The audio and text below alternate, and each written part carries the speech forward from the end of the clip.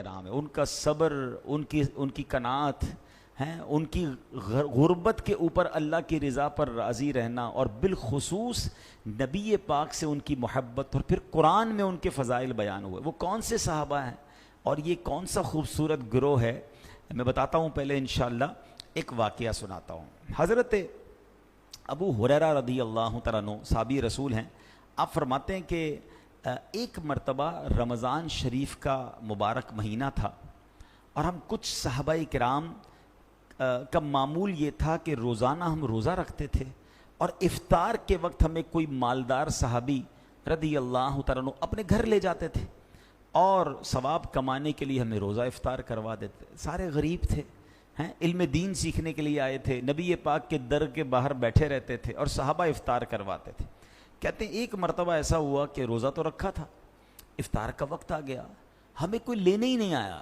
افطار کے وقت کسی نے بھی افطار نہیں کروایا۔ کہتے ہیں بغیر کھائے پیے پوری رات گزار دی، اگلے دن پھر روزے کی نیت کر لی، یعنی افطار کا کھانا بھی نہیں، سحری بھی نہیں، یقیناً پانی وغیرہ پی لیا ہوگا، افطار کر لیا، مگر کنٹینیو بغیر کھائے پیے دوسرا روزہ شروع ہو گیا۔ ہم نے سوچا اب کوئی افطار کرائے گا، بیٹھے رہے۔ دوسرا دن گزر گیا، کوئی افطار کروانے نہیں آیا، کسی نے کھانا نہیں کھلایا، کسی نے دعوت نہیں دی۔ کہتے ہیں تیسرا روزہ شروع ہو گیا، ہم نے تیسرا روزہ رکھ لیا۔ تیسرے روزے کا جب افطار کا وقت آیا تو کہتے ہیں اب ہماری بھوک کی شدت برداشت کے قابل نہیں تھی، سب بڑے کمزور ہو گئے، ظاہر ہے اب 3 دن ہو گئے تھے۔